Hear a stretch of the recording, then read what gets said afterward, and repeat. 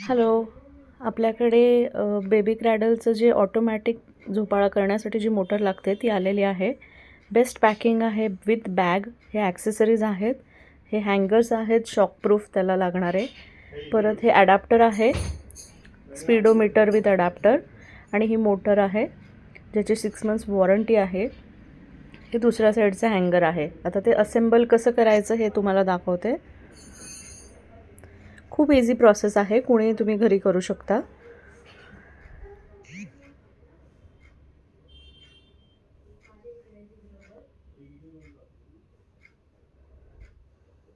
त्याचं up to 5 speed तुम्ही access करू शकता त्याला.